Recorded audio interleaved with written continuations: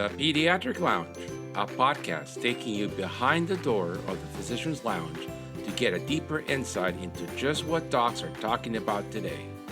From the clinically profound to the wonderfully routine and everything in between.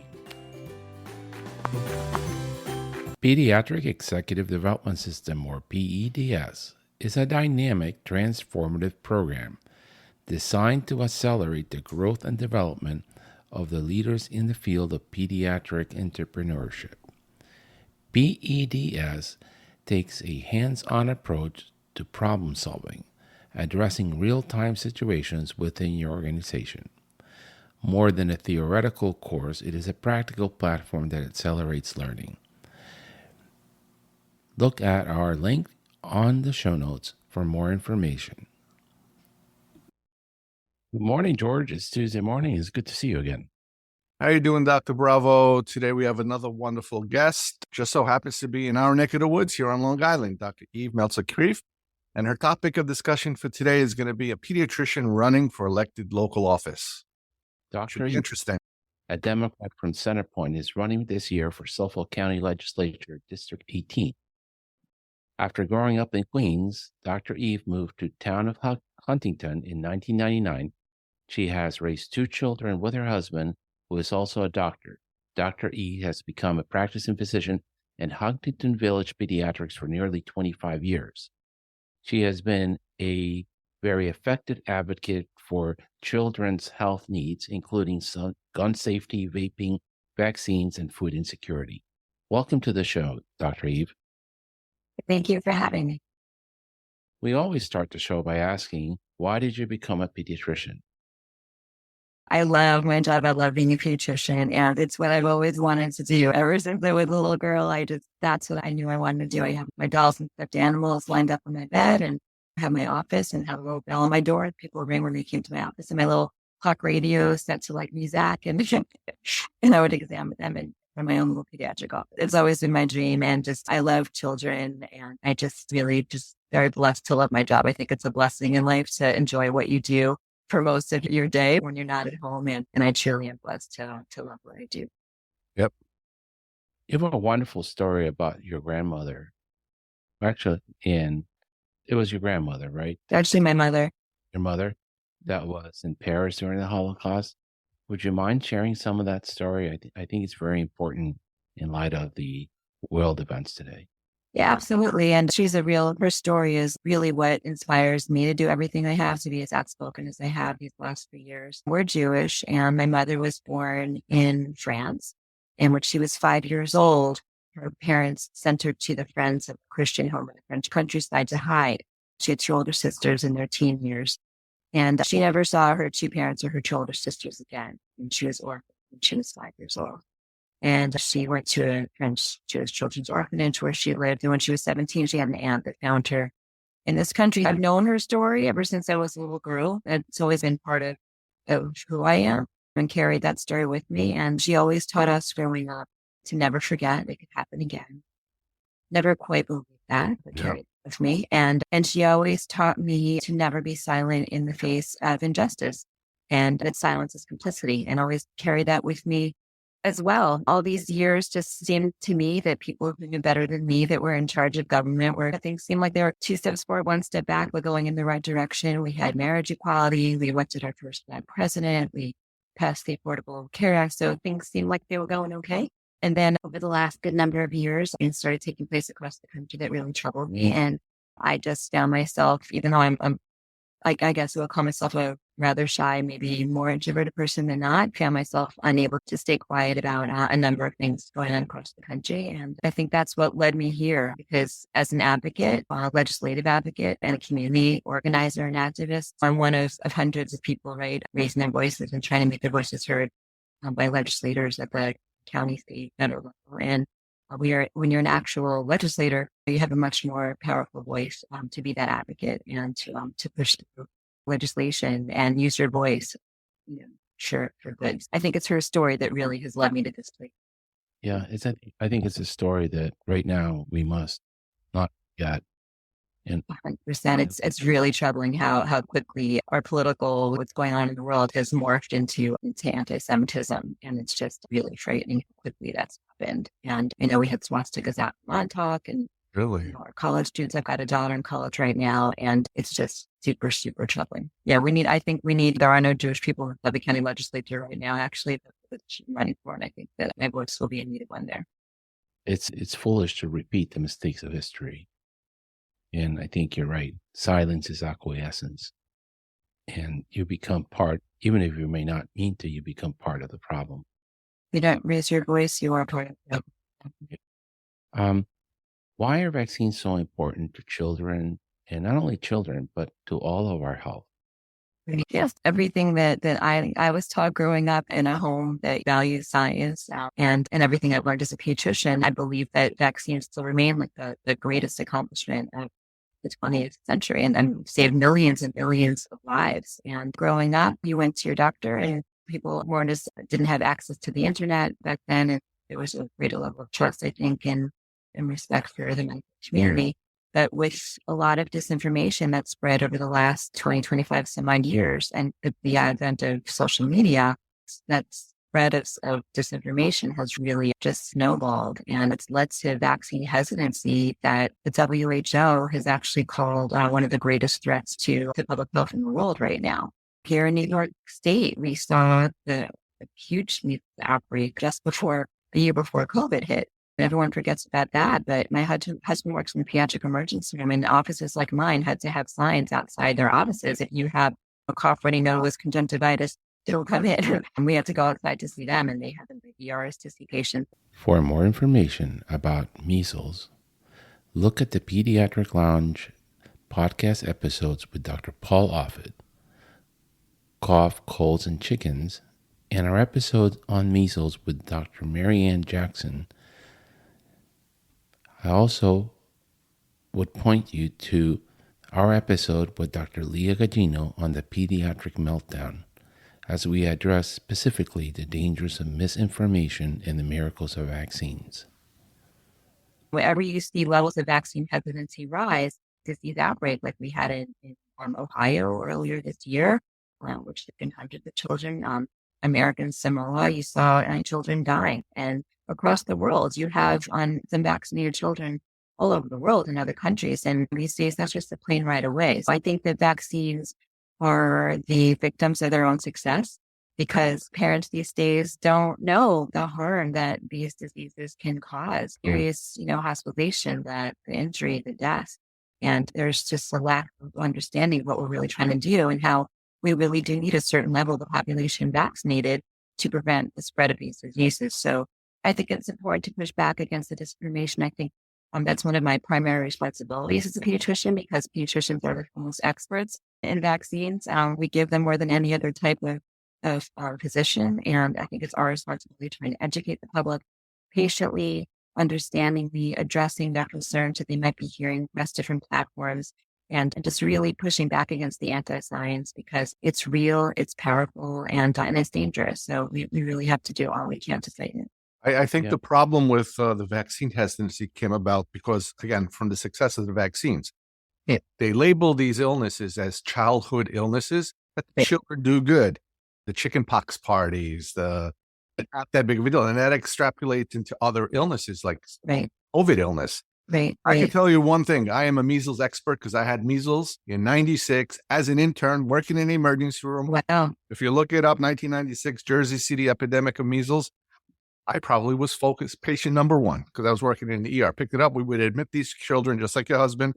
Yep. They were sick. Some of them were really sick. 106 fever, 106. Yep. Really? And people need to understand that, although, most children do well with these, right? Just like today, what we're seeing with COVID, right? Most children do very well. Most adults do really well. You're sick, it's miserable. However, children aren't supposed to die. Yep. So if the vaccine's going to save even one child that would otherwise have died, that's a success, right? That's what we're trying to do because they work and they're safe and they save hospitalizations, they save serious illness, they save children from dying. And that's what we do. And these chickenpox parties, people still talk about that. But in residency, I saw children with, it was rare even when I was in residency because the vaccine had just come out. We saw children with encephalitis. I saw a child lose a limb because she had a staph infection. Things still do happen. And that's what the vaccines prevent. Yeah. Know that. Even before social media, we had Robert F. K. Jr. suing people and misinforming people and getting paid to propagate lies about vaccines. Right. And a lot of the disinformation comes from groups like that who are profiting off of this information. And it's really troubling. He is a dangerous man, and people should always keep that in mind. But we also have now a failing government in many instances. For example, it's hard to convince somebody to take the COVID vaccine for a fifth time in a healthy child when they've already had it twice. If I came in here and I told you the kid's got chickenpox and you draw his titers and he has, would you give him a chickenpox vaccine? No. Then why would you want to give him this one? A fifth time. They've already had it 3 and they had 2 natural infections. Right. Yeah, you go by what they're recommending. If the child's already had 2 vaccines, then you don't need to check the titers. You asked me, I was measles expert and I had measles. Dr. Rogu, you're of age. You probably should have had the measles vaccine. Yeah. The titers Yeah. waned. The titers waned. Exactly. Without those vaccines, you might have gotten even sicker, right? Like with the flu vaccine, we encourage children to get every year because children under 5 and even more so children under 2 years old, if they get the flu, can get very sick from the flu. Now, everybody knows you can still get the flu if you had the vaccine. Point isn't to prevent you from getting the disease, it's to getting very sick from the disease. If you take the flu vaccine, if you do get the flu, you're 50 to 60% less likely to get seriously sick or die from the virus contracted. So that's the point of vaccines, just to prevent death. You're honest. This isn't going to stop you from getting the flu or spreading the flu around. What it's going to do is it's going to make you 50% less likely of ending up in a hospital floor miserable for 2 weeks with a secondary pneumonia. And it will decrease the risk of spreading it around because you will be less likely to get it and less likely to be contagious when you do have it. So it will prevent the spread. And also with the flu vaccine, when young children get it, they're the ones who spread to the elderly who are getting sick. So if you can stop it from children, really this discussion right here, I think, is this discussion. That message is not translated out to people and people can't understand what you said. It's very hard to fight the disinformation. There also, it's much more powerful. So voices like ours are drowned out. Fortunately. Important thing is, as you've said several times already, the important things is that these vaccines save your life. If I've had COVID twice after 3 vaccinations, and I hate getting COVID, I get really sick. But you know what? As I'm laying with 102 fever in bed, I go, if I hadn't had vaccinations, I'd probably be in the ICU intubated in a diaper and leave the ICU to a nursing home because I live alone. I wouldn't be able to walk because my muscles would be totally wasted after 6 weeks of ICU care. So it's miserable. The vaccine didn't fail. It stopped me from even entering the hospital, from being in an ICU bed for 6 weeks and then a nursing home for 3 months for convalescent. Sometimes the message gets muddled and people's expectations are that I am just not going to get sick. And then when they get sick, they lied to me and this doesn't work. So that's been a problem with this. It also was a problem with Beyfortus, right? It's not a vaccination. It's a monoclonal antibody, and it was poorly rolled out. And then now we don't have enough doses for the parents that want it. Right. And We're not even, no, we're not, it's indicated for 8 months and up and under. And now we're supposed to give it to 6 months and under and only to children with certain conditions. Yeah. There's a national shortage of that rollout, which is really troubling. Yeah. And over deliver because you lose credibility. Yeah. We had told patients initially, we learned that it would be sporadically available because this is the first year of the rollouts. Yeah. That's unfortunately by next season, we'll have something ready to go. Now, you had a terrible experience in your office that was quite frightful with anti-vaxxers. Yeah, I've been targeted by the anti-vaccine community, mainly because of my advocacy work on the law that passed in New York State in 2019 in the height of the measles pandemic. That was it removed the religious exemption to vaccination because a lot of people, there are no religions that say that you can't get vaccinated. But there were people who were claiming a religious exemption just to not get their children vaccinated. And that led to a less than 95%, in some cases 70% vaccination rate against like measles, where you need a 95%. vaccination rates to prevent transmission in populations. That's something that the American Pediatric Lounge really encouraged, that to remove religious and philosophical objections to vaccination around the country to prevent these outbreaks like we've been seeing. And so I was outspoken on that, and I just, it has definitely earned me the ire of the anti-vaccine community. They came to my office and had a rally outside my office and went up to young parents holding their infants, asking them to vaccinate their babies and their children, and left anti-vaccine literature in all the cars. The following spring, we went to Albany. Every year we have a legislative advocacy conference in Albany, just to push for things like early intervention and Medicaid coverage for children and the legislators. And they had found out about this advocacy conference and organized a huge anti-vaccine convention of sorts when we had ours, and just followed us around. They made these graphics of me and my colleagues' faces. I'm calling that Sparma Show. And throngs of them followed us all around Albany, shouting in our faces, "Baby killers!" And we had to get the Capitol Police to protect us. It was really unnerving, and they call me Dr. Evil, a play on my name. But it's really troubling. Yeah. Something similar happened to my office when we were one of the first offices to give the COVID vaccines. First, we gave it to adults because through our clinically integrated network, we were able to collect a lot of vaccines and redistribute it to the smaller solo practices. Right. And then, so we were perfected at the adults. And then when the kids were available, I thought we were doing a good thing. So on the first day, we made a big deal about it, that we're giving the vaccines. People were lining up to get the vaccines. We took some pictures of the doctor's kids on Facebook. Do you know what happened? Baby killer, blood on your hand. Yeah. I had to shut it down. It made me feel like so bad. Yeah. I'm on my school board in my school district. I ran in 21. I wanted just to, I thought it was an important time to have a pediatrician on the school board, just to make sure things were healthy and safe and happening the way they needed to happen. And they were. But I've been attacked nearly every board meeting by a small minority group of very loud anti-vaccine communities, saying that I have a conflict of interest as a pediatrician being on the school board, because I push this, claiming that I make money. Meanwhile, we made that I have COVID vaccines, and that I have a conflict of interest. I push this into our children, and I've been attacked on social media. It's been said that I should be put on trial for pushing this poison into our children, and if found guilty, I should be executed. That's the kind of attacks I faced, and I'm not gonna back down. That only makes me push back harder, because I think that we really do need voices of reason and voices of science, and it's important. Despite all of this, and I guess it's because of your mother's experience, you still want to run for elected office? I think more than ever, I think it's important to have voices of reason right now. There is so much disinformation, there's so much hate, there's so much vitriol.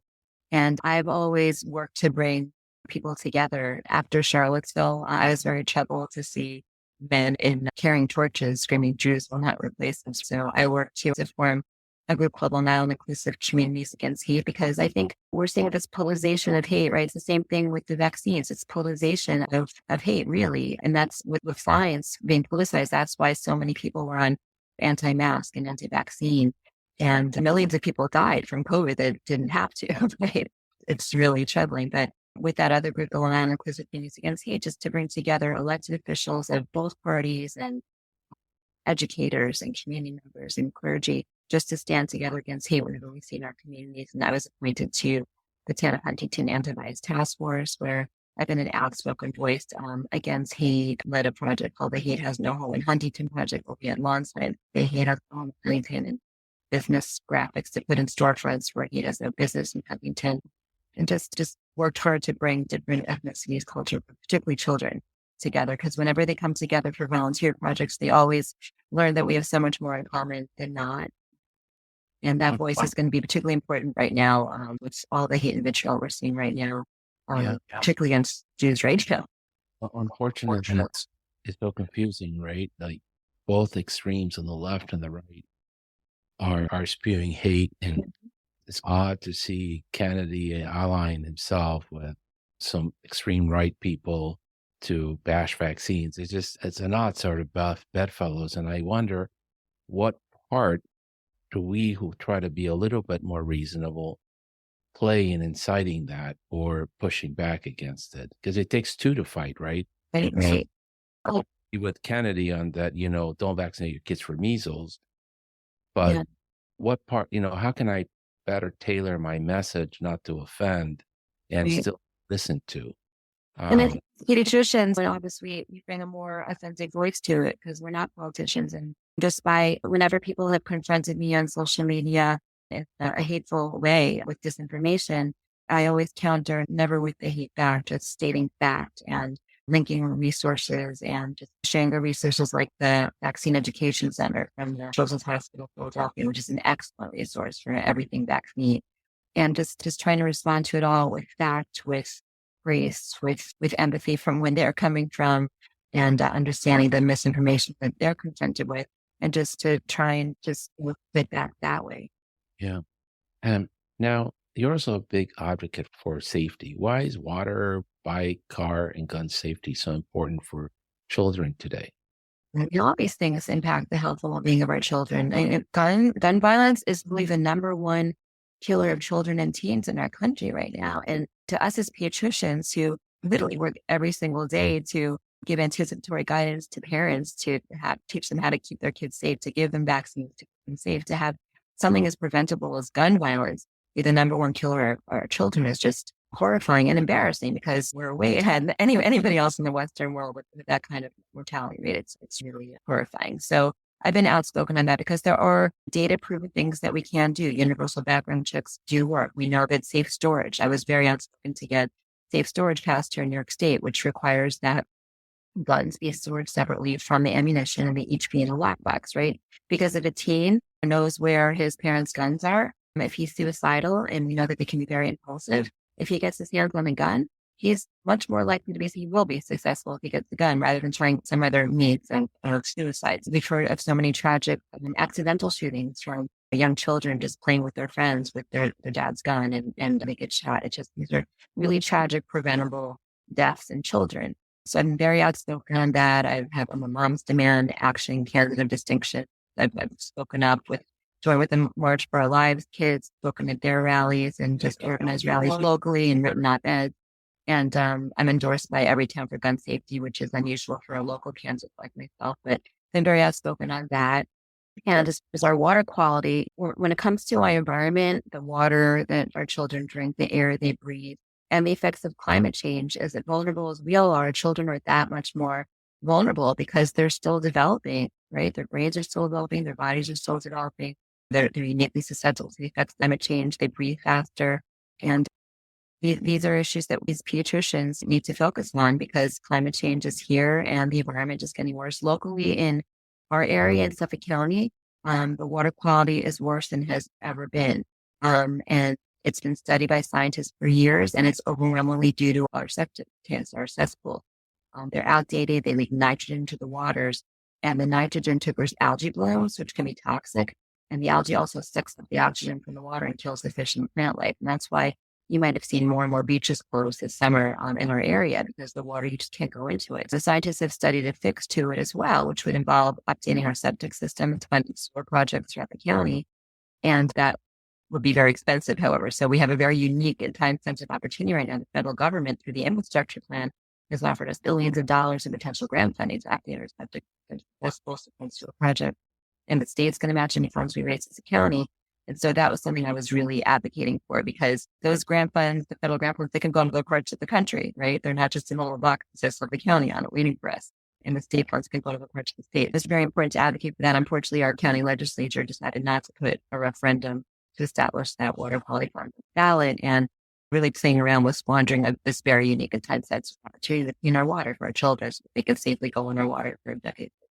Pediatric Executive Development System, or PEDS, is a dynamic, transformative program designed to accelerate the growth and development of the leaders in the field of pediatric entrepreneurship. PEDS takes a hands-on approach to problem solving, addressing real-time situations within your organization. More than a theoretical course, it is a practical platform that accelerates learning. Look at our link on the show notes for more information. pediatrician and are interested in mental health issues and how to think about them, I recommend that you listen to my good friend Dr. Leah Gagino's podcast, The Pediatric Meltdown. She does a phenomenal job of interviewing key thought leaders in the arena of pediatric mental health, everything from gun safety to suicide prevention to anxiety to eating disorders, and then some more. You can find the link to some of her podcasts in our link below, but I especially recommend her podcast with Wendy Hunter from The Pediatrician Next Door. Check it out.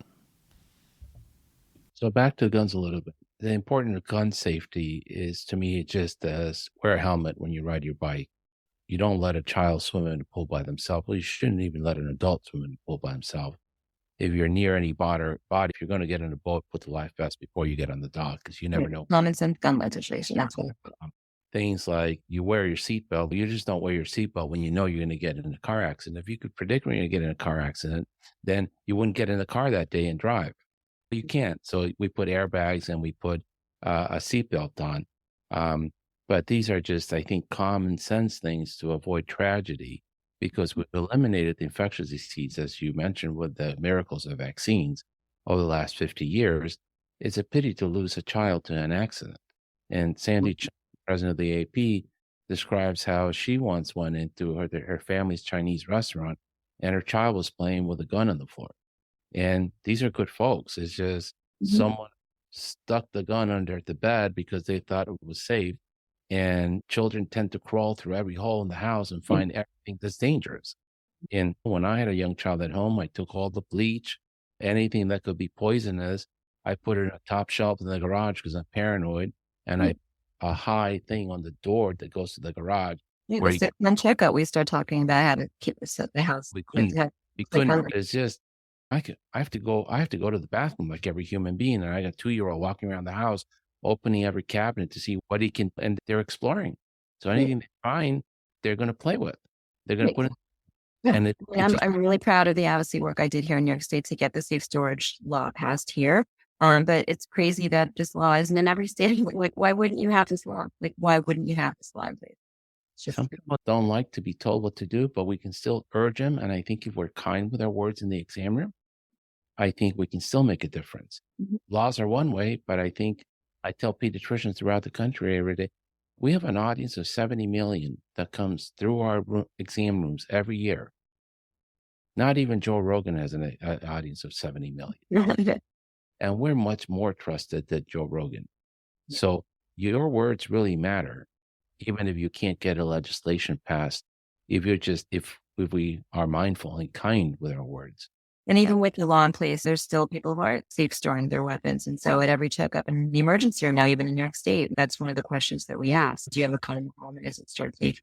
Some point reinforcing it. There's still people that put their kids in the back of pickup trucks. Right. I can only do best, right? You can only just share the information, share the data, and encourage and hope that every day it works. Yeah. Now, what is the harm of vaping in children and adults? Children's brains are still developing until they're 25 years old, right? And those addictive parts of the brain that foster addiction are uniquely susceptible to the effects of nicotine. And one vaping product, Juul, is equivalent to an entire pack of cigarettes, right? So if a child's vaped like 3 times, they're addicted.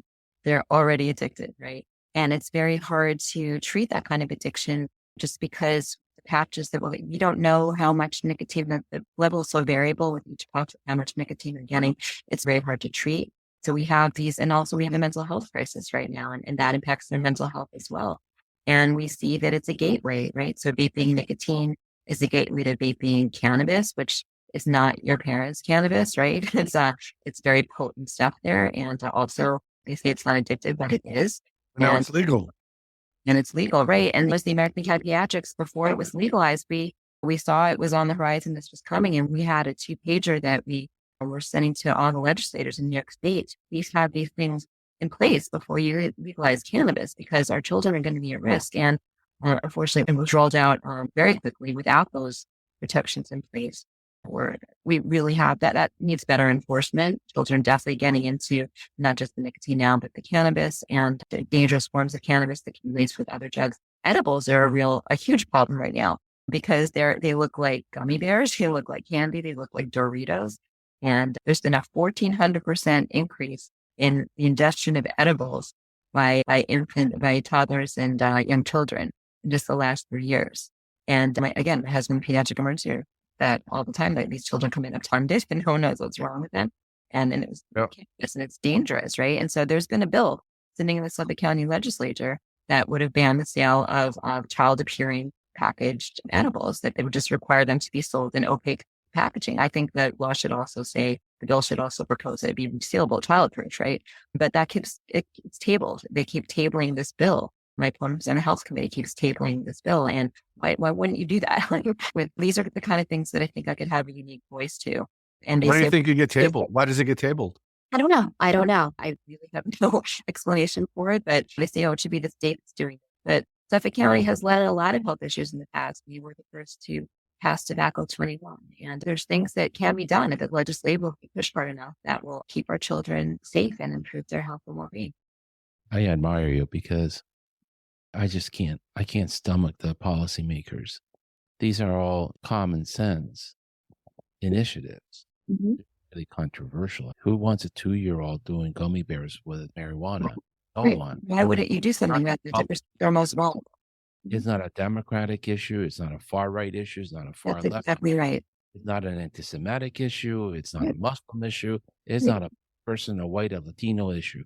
It's common sense. Like I go into an exam room, I don't know the political party of that patient, nor do I care, right? I want to be an advocate for that child and that family. And that's what I would do in the legislature. That's just how my brain works. As a pediatrician, we're there to help people. You're not there to hold on to power. People. It's about common sense, right? I have common sense. We've lost it. Yeah. And I just get so frustrated. I think you've seen, Dr. Eve, some of my frustration sometimes is you talk to them, and they're like, yeah, thanks for letting us know. Yeah. And it's, you have to keep at it. I would spend countless hours during COVID when we were really, in the height of the pandemic, we're really trying to encourage the vaccination. And I would spend so much time with families and patiently because I knew what the misinformation that they were getting from their friends on social media. And I'd ask them, please tell me what it is that's holding you back. What is it that you've heard? And we didn't get paid for this time, right? Just sitting there for half an hour with the patients, just really trying to counter their concerns, countering this information. And it might not work one time, it might not work twice, but it's about messaging and it's about patience and about just getting the right information out there and sharing it. I used to go into the exam room and be a little more open-minded and empathetic. They were smoking a little pot here and there. I drank beer in high school because the drinking age was 18 and everybody drank at 16. Mm-hmm. Nobody seemed to really care. And I turned out to be a pediatrician, so not too terrible. But today I just walk in and I see the 12-year-old and I go, I'm going to give you one message. If you see something that doesn't come from my prescription pad through the pharmacy, it could be laced with fentanyl. You may be dead.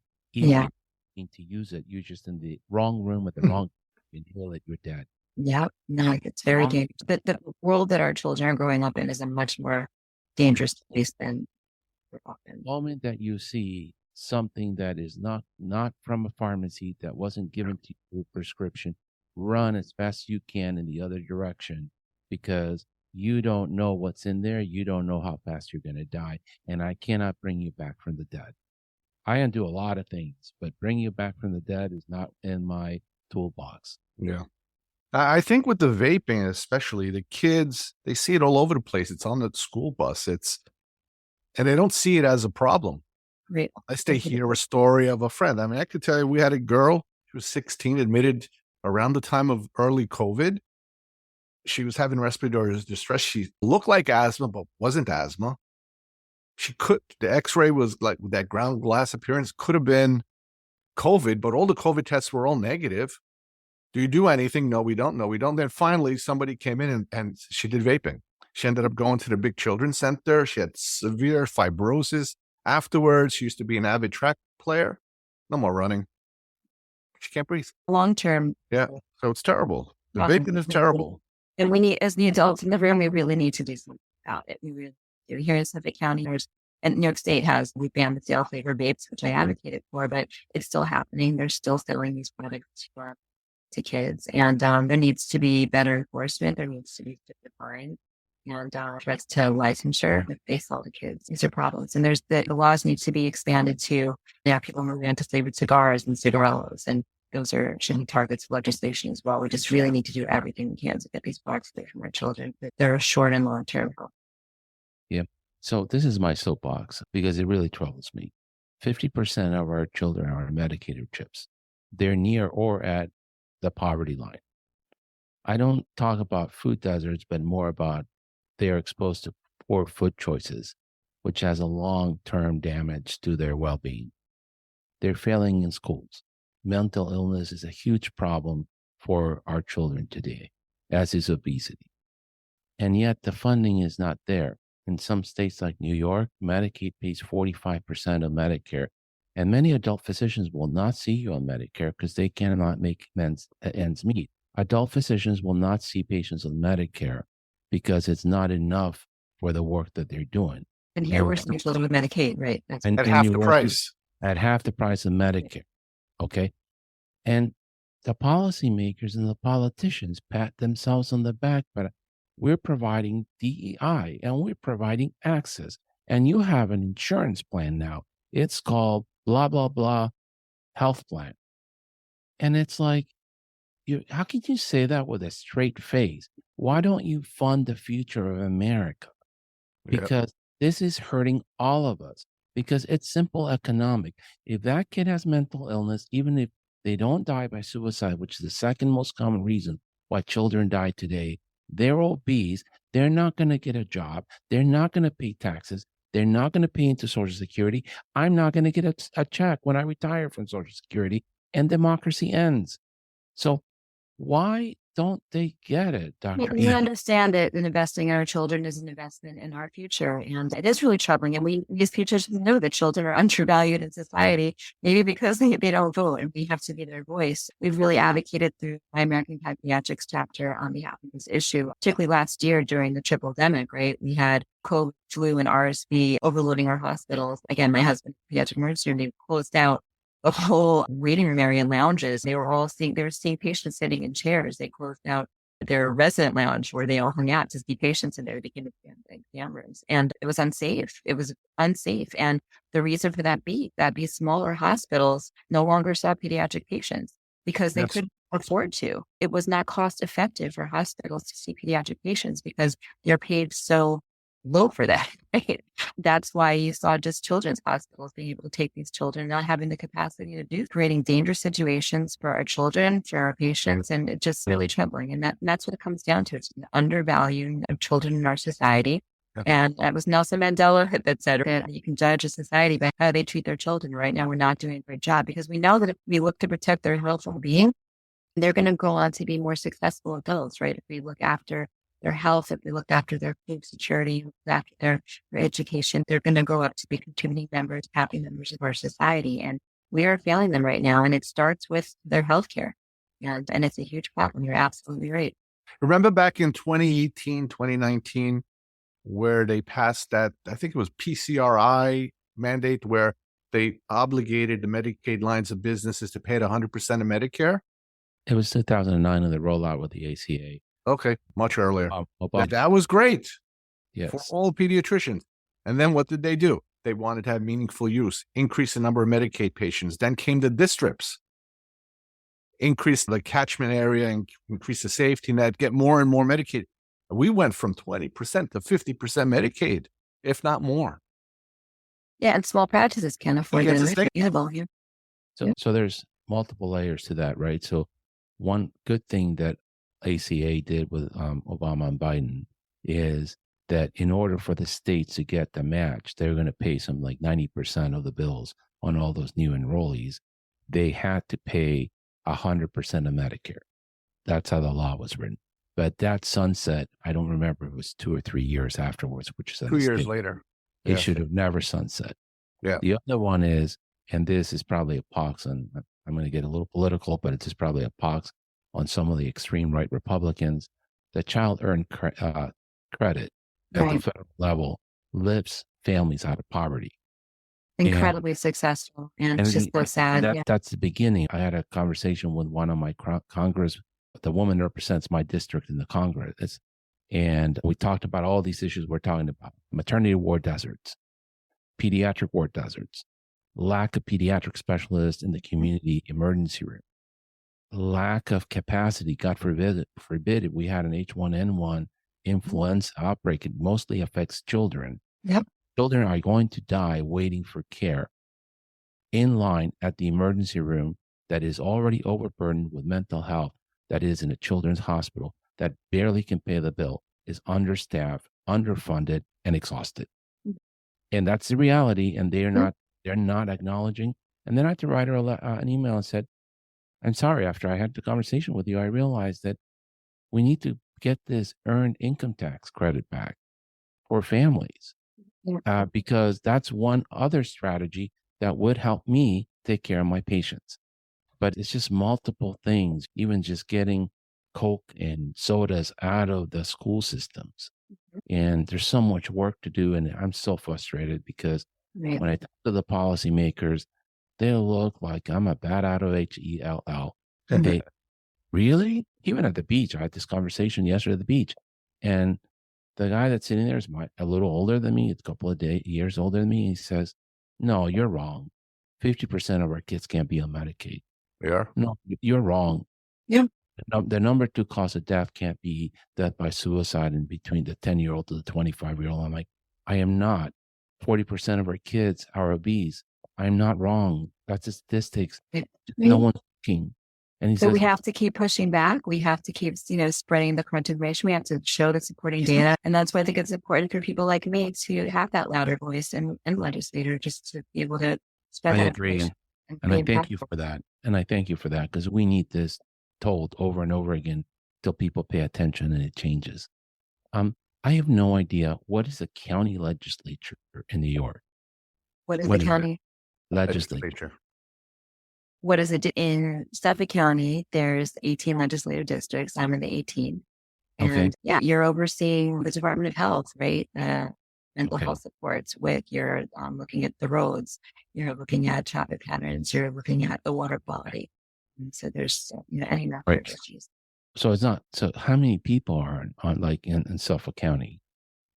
How many people get elected to this position? There's 18. So it's like here in Virginia, they call them county board of supervisors. So that's the same thing. It's just, and then you see what there's a county executive that's like the mayor, and then there's these 18 legislative districts. But the population of the county is like a small state. It's a very large county. Okay. Yeah. And what is your biggest hope if you get elected that you will be able to achieve? How long is a term? 3 years. 3 years. And what do you think? Yes, 3.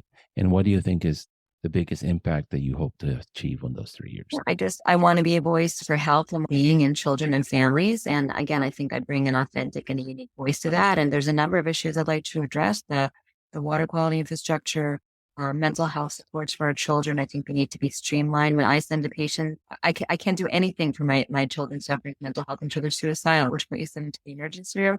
They decide if they're suicidal or they're not, and they send them home with a piece of paper or a brochure. And if I want to get my patient before they're at that point, an appointment takes them months to get one. And when they get one, it's $250 an hour. So we're failing our children with mental health. We have to start treating it like any other medical problem and taking care of our children because they are really suffering right now and seeing it so much every day. There are affordable sources out there, but they need to be streamlined and accessible. And we need to work on ways to make them more affordable, to incentivize mental health providers, social workers to live in Suffolk County because we have a dearth of those kind of providers here. And we have to try and do a multifaceted approach to this issue because our children are desperate for this kind of help right now. Again, the vaping crisis, I really want to address that and do more to enforce that and keep products out of the hands of our children. And I want to be a voice again for embracing our diversity and a voice against hate and bringing people together. Those are the kind of issues that stick up foremost in my mind. And I think, again, children can't vote, but we can, and we have to be their voice. Yeah. And when is the election? November 7th. And there's early voting right now in New York State every day from now through next Sunday. So do that as well, because we never know what's going to happen election day. get stuck on a train. There can be a storm. Feel sick. Just get that blood early. I wish you the best of luck and thank you for the advocacy piece. I know you're a great pediatrician, but I think the advocacy piece is a lot harder job than being a pediatrician. And More fulfilling. The advocacy, I love, like I said, I love being a pediatrician, but this, just when I made the connection between advocacy and pediatrics, it just occurred to me that when we check a lead level and the level of the lead that triggers a home search by the Department of Health to see what the source, that's law, right? When we give certain vaccines, which vaccines we give, that's law. And at some point, something clicked and I had an epiphany. Oh, everything I'm doing, most of what I'm doing, is not just because it's recommended by the American Academy of Pediatrics, because it's law. And meanwhile, we have people in legislators at every level of government making laws about health and science that they have no experience in at all. How does that make sense? So it's just, I think it's a needed voice. And that's, it's given me an extra level of fulfillment to be able to advocate for children on a different level than I already doing every day as a pediatrician. thank you for that. And we wish you the best of luck, not only in your political career, but also continued success in the practice, because we need pediatricians to stay in the game. Hopefully, you'll be able to convince people at the county level or wherever that pediatricians are valued, children are important. And if, as Dr. Bravo says, without pediatricians, nurses, and school teachers, if they're not valued, you'll have no future. And pediatricians will have no future if they're paid like they were paid when I started in 1996. It's terrible. Campaign, you can go to drevemeltzer.com and read more about me there. Okay, great. Thank you for your time this morning. Thank you, guys. Thank you for listening. This has been a production of the Pediatric Lounge. On the show notes, you will find links to our co-host and other important notes, as well as a timetable of the topics discussed today. Don't forget to follow us on social media and subscribe to wherever you listen to your podcast. Leave us a great review, as it helps us greatly. In the meantime, we will see you next week. The Pediatric Lounge. The conversations are not intended as medical advice, and the opinions expressed are solely those of the host and the guest.